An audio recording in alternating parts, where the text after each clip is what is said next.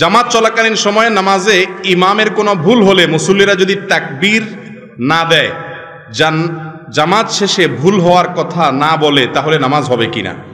প্রথম কথা হলো তাকবীর দিবেন না, এটা ভুল প্রচলন। এদেশের 99% মানুষ এই ভুলটা করে। সেটা হলো ইমামের কোনো ভুল হলে মুক্তাদিরা পিছন থেকে কি বলে তার ভুল ধরবে? লোকমা দিবে কি দিয়া? সুবহানাল্লাহ, মাশাআল্লাহ। আপনারা তো জানেন, দেখা যায় সব শিক্ষিত এবং দিনদার এবং আলেম ওলামা মানুষ এখানে, মাশাআল্লাহ। কিন্তু এদেশে বেশিরভাগ মানুষ নামাজের পরে পিছন দিয়ে কি বলে? আল্লাহু আকবার বলে। নবী করিম সাল্লাল্লাহু আলাইহি সাল্লাম বলেছেন, আত-তাসবিহু লির-রিজাল ওয়াত-তাসফীকু লিন-নিসা। ইমামের ভুল হলে পেছনে মুক্তাদি যদি মহিলা থাকে তাহলে এভাবে হাতে বাড়ি দিবে, মানে ইমাম সাহেবরে বুঝাবে যে ইমাম সাহেব বেলাইনে চলে যাচ্ছেন। কথা বুঝতে পারছেন? আর পুরুষ যদি থাকে তাহলে বলবে কি? সুবহানাল্লাহ। আমরা বলি কি? আল্লাহু আকবার। আল্লাহু আকবার হাদিসে নেই, হাদিসে আসছে কি? সুবহানাল্লাহ। এর আমলও খুব একটা চালু নেই আমাদের সমাজে, জানেই না মানুষ। এটা হলো প্রথম কথা। দ্বিতীয় কথা হলো, ইমাম সাহেবের ভুল হয়েছে, মুক্তাদিরাও লোকমা দেয় নাই, নামাজ শেষ হয়ে গেছে, এখন কি করবে? উত্তর হলো, দেখতে হবে ভুলটা কোন ধরনের। যদি ফরজ ভুল হয়ে থাকে, ফরজ তরক হয়, যেমন ইমাম 4 রাকাত 3 রাকাত পড়ে সালাম ফিরে ফেলেছে, তাহলে তো নামাজ আবার পড়তে হবে বা ওই রাকাত পড়তে হবে।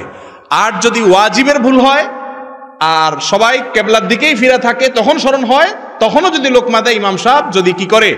সুজদা দেয়, তাইলে নামাজ হয়ে যাবে। আর যদি হাঁটাচলা করে, কথাবার্তা বলে, তারপরে মনে হয়, তাহলে আবার নামাজ পড়তে হবে। আর যদি সুন্নাতের ভুল হয় তাহলে সেক্ষেত্রে কিছুই করা লাগবে না, নামাজ হয়ে গেছে ইনশাআল্লাহ। এরপরে প্রশ্ন হলো, জুতা পরে জানাজা নামাজ পড়া যাবে কিনা? উত্তর হলো, অবশ্যই যাবে। আমাদের দেশে জানাজা নামাজে দাঁড়াইলে সবাই গণহারে জুতা খুলে সামনে রাখে, ঠিক না? রাসূল করিম সাল্লাল্লাহু আলাইহি সাল্লাম বলেছেন, সল্লু ফি নিআলিকুম, ও মুসলমানরা, তোমরা জুতা পরে নামাজ পড়িও যদি প্রয়োজন হয়।